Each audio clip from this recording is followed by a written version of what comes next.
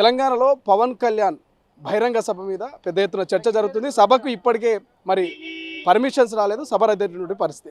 Right now మాట్లాడే ప్రయత్నం చేద్దాం. కాంగ్రెస్ పార్టీ సీనియర్ నేత ఇంద్రశోభన్ గారు ఉన్నారు మనతో పాటు. సో పవన్ కళ్యాణ్ ఇప్పుడే తెలంగాణ ప్రజలకు తెలంగాణ ఆవిర్భావ దినోత్సవ శుభాకాంక్షలు చెప్పారు.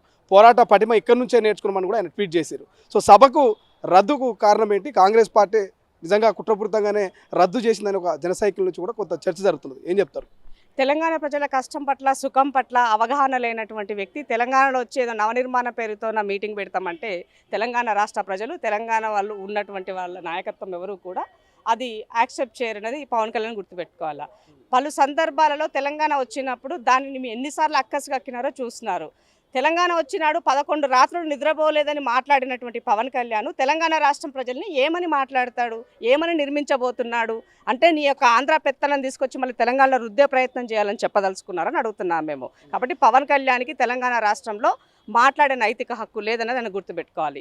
రాజకీయాలకి అతీతంగా తెలంగాణ రాష్ట్రం అంటే చాలామంది ప్రేమ ఉన్నవాళ్ళు తెలంగాణ పోరాటాలను తెలంగాణ అమరవీరుల త్యాగాలను ఆ రోజు ఆ త్యాగాలని గుర్తు చేసుకుంటూ ఇది ఇవ్వాలని చెప్పినటువంటి సందర్భాలున్నాయి. కానీ పవన్ కళ్యాణ్ మాత్రము లిటరల్గా తన అన్న పెట్టినటువంటి పార్టీ ద్వారా ఆ తర్వాత విషయం అయిండొచ్చు. రీసెంట్గా కూడా మనం చూసాం తెలంగాణ అంటే ఆయన డిప్యూటీ సీఎం అయినాక కూడా తెలంగాణ పట్ల ఆయన అక్క స్నేహం వెళ్ళగక్కినాడు.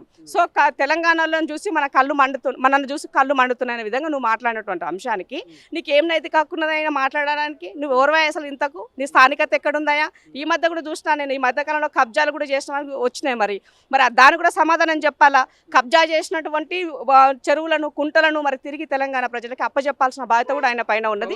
తెలంగాణ మీద ప్రేమ ఉన్నది కాబట్టి వరదల సాయంలో 2 కోట్ల రూపాయలు కొండగట్టు స్వామికి ఆర్థిక సాయం చేసినట్టు తెలంగాణలో జన సైనికులు చెప్తాను. ఏం చెప్తారు? ఇప్పుడు జన సైనికులు అనే వాళ్ళు నిజంగానే తెలంగాణ వాళ్ళు అయితే మీరు నిజంగా పవన్ కళ్యాణ్ చెప్పినట్టు వాక్యాల పట్ల తెలంగాణ ప్రజలకు క్షమాపణ చెప్పండి. ఆ తర్వాత భక్తి గురించి భావం గురించి అందరం మాట్లాడుకుందాం. సో మేము కూడా తెలంగాణ అంటున్నాం. ఇప్పుడు తిరుపతి పోతలేమా? ఆయన కూడా గట్ల కొండగట్టుకు వచ్చినాడు.